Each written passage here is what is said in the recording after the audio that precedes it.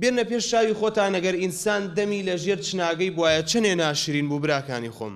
بێنە پێش چاوی خۆتان ئەگەر ئینسان چاوی لە بان سەری بواە چنێ ناشرین بوو، زۆر ناشرین بوو. هەر کاتی ئەم وێنانەتان هێنایە پێش چاوی خۆتان ئەو کاتە جوانی و ئاەتتان بۆ دەرەکەوێت کە خوای گەورە فەرمێت لەقەد خەلەقنا الئینسانە فی ئەحسەنی تەقویم. خوای گەورە ئینسانی بە باشترین شێوە و بە جوانترین شێوە دروست کردووە. پێویست ناکات کەسێک بڕوات دەستکاری ئیشی خوا بکات. ئەو لوتە خوای گەورە بە شێوازێکی جوان دروستی کردووە. پێویست ناکات بڕۆی تعدیلات و تەجمیلاتی بۆ بکەی. ئەو لێوە، ئەو گوپا، ئەو گۆنایە هەمووی خوای گەورە بە شێوازێکی جوانی دروست کردووە. پێویستی بە تعدیلات و تەحسینات و تەجمیلات و قەڵەمکاری ئەو بەزم و ڕەزمە نییە.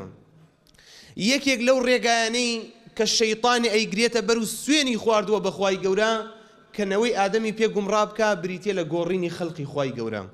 لأتخذن من عبادك نصيبا مفروضا ولأضلنهم گومڕایانەکەم ولأمنينهم أمنيتي زورة خمە پێشیان ولآمرنهم فەرمانیان پێکەم فليبتكن آذان الأنعام ولآمرنهم فليغيرن خلق الله.